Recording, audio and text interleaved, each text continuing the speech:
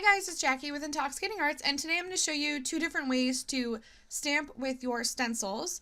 I'm using the August My Monthly Hero card kit, and this is the stencil that was included in that kit.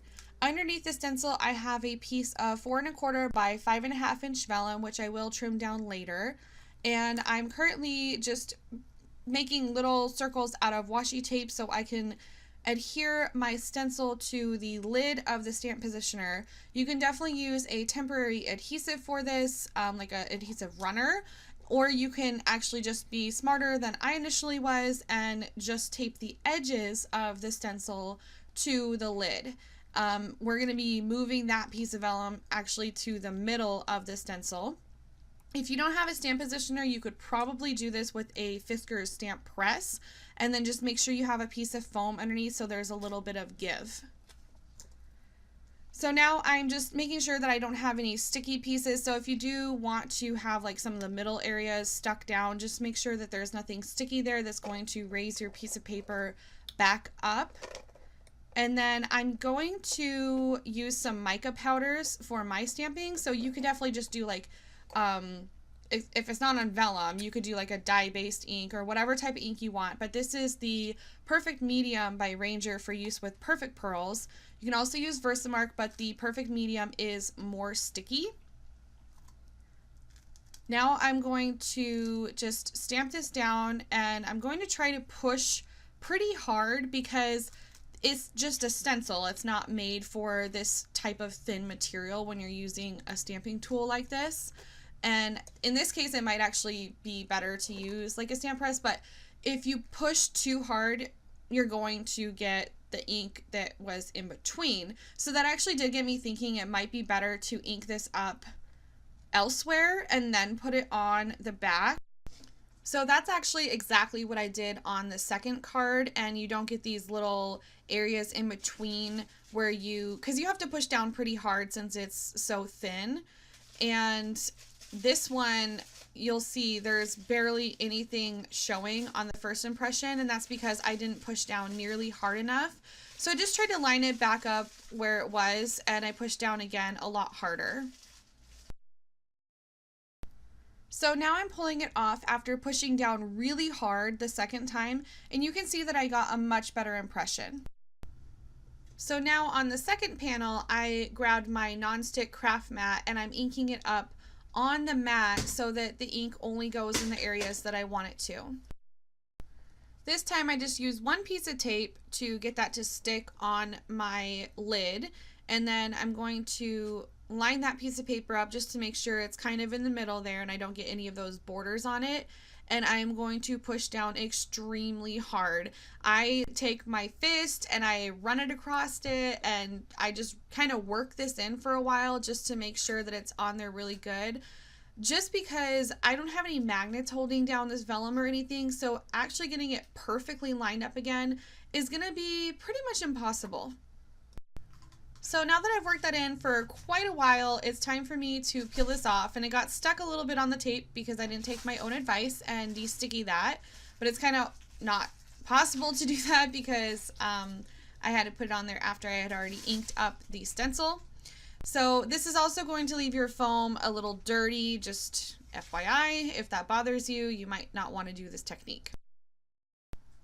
Now I've grabbed a paintbrush. This is actually the paintbrush that came with my Perfect Pearls, and it's the skinny one. They give you a skinny one and a fat one. The skinny one is for applying the powders, and then the larger one is for brushing them away. And I'm just grabbing this. This is actually a 24 karat gold mica powder that I had made.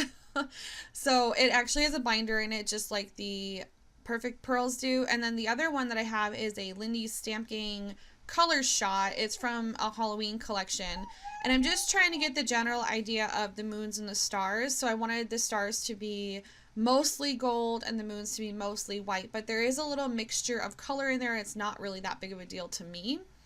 And then I swept away the excess color, just so you know it will scratch a little. So I might have been a little too rough on it and it scratched some parts of the vellum, but do you see how gorgeous that is? It is so shimmery. I love the way that it looks. So I was trying to catch it in the light the right way. So you can see the one on the left has those spaces in the middle because I stamped it while it was on the lid of the stamp positioning tool.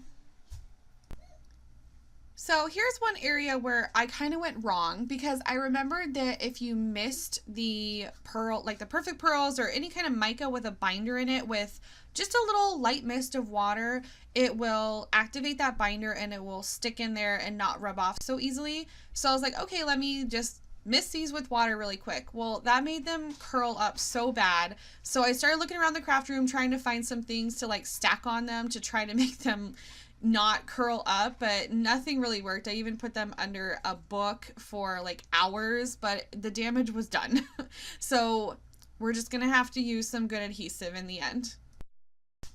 So now I wanted to move on to stamping, and for this first one I'm using the panel that came out better in my opinion. It didn't have the little things in the background from me inking it on the lid.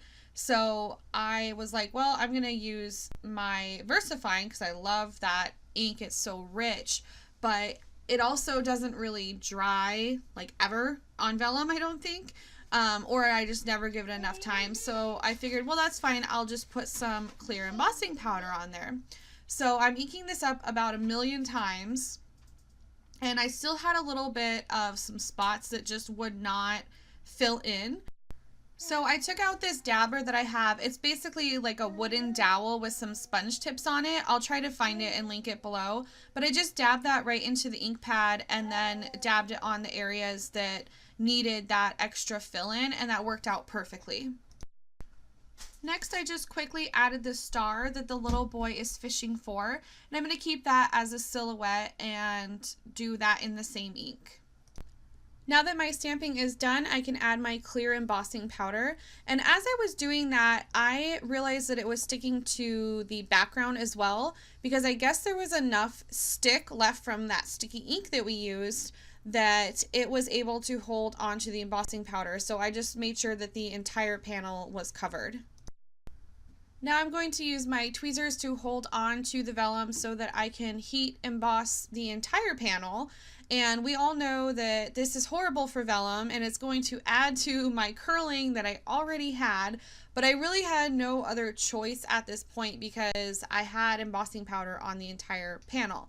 I probably could have rubbed it off with a paintbrush, but I thought, you know, maybe that will be cool and it will actually just hold the shine in even more. So I actually kind of like how that turned out.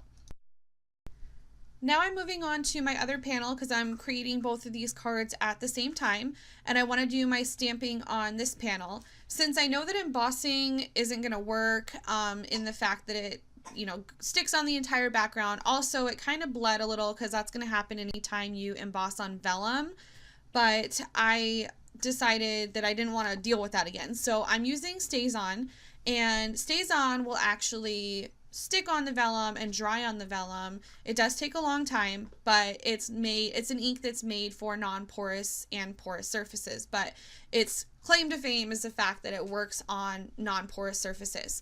And I only own StazOn in 2 colors, purple and green. So I figured, well, purple is gonna work.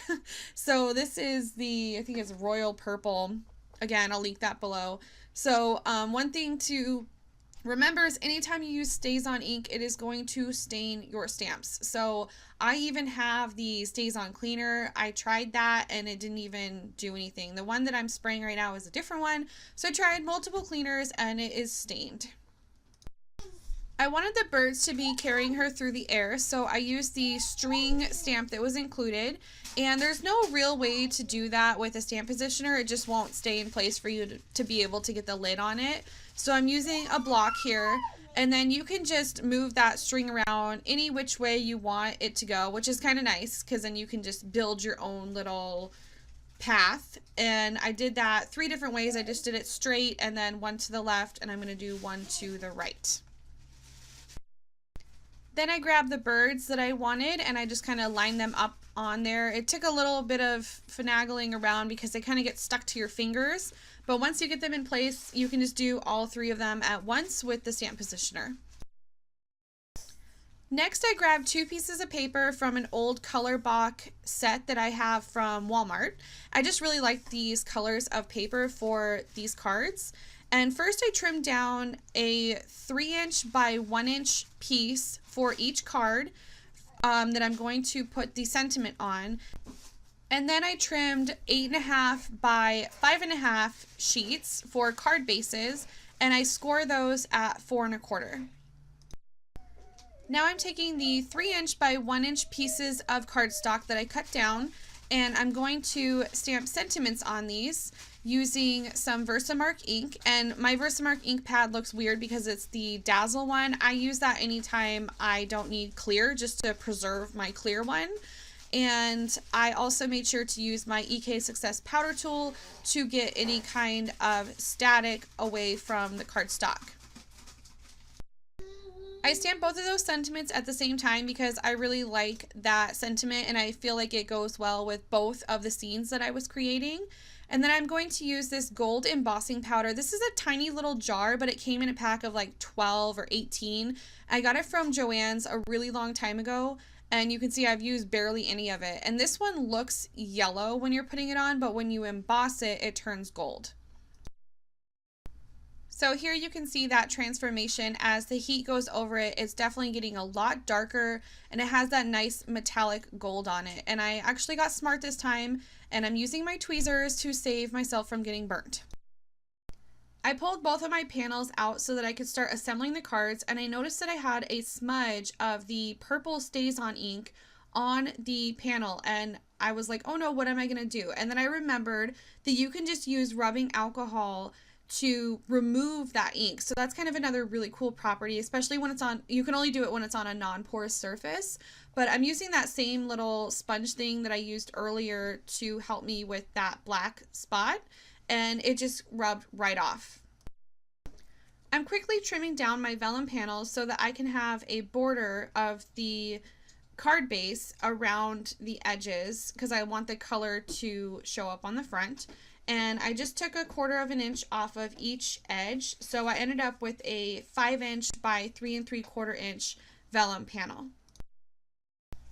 To glue this panel down, I put ATG adhesive on various areas of the panel that had ink or something covering it, so I didn't want it to show through on the front. I need to get a better adhesive, and one of my subscribers actually said that they use rubber cement, which I thought was really cool. Unfortunately, I don't have any, so I'm going to have to go out and get that to give it a try because I love using vellum. But for the meantime, I just did what I could to try to get this flat, especially because it has so much curl on it. But I do end up having to put some adhesive on the corners, and that does show through, so I will try to embellish and cover that up. Next, I just cut some little tails on the end of this first sentiment, and this is super easy. You just put a cut down the middle and then meet them from each corner. I'm going to adhere that to the panel with some foam tape. This is just a cheap roll that I got.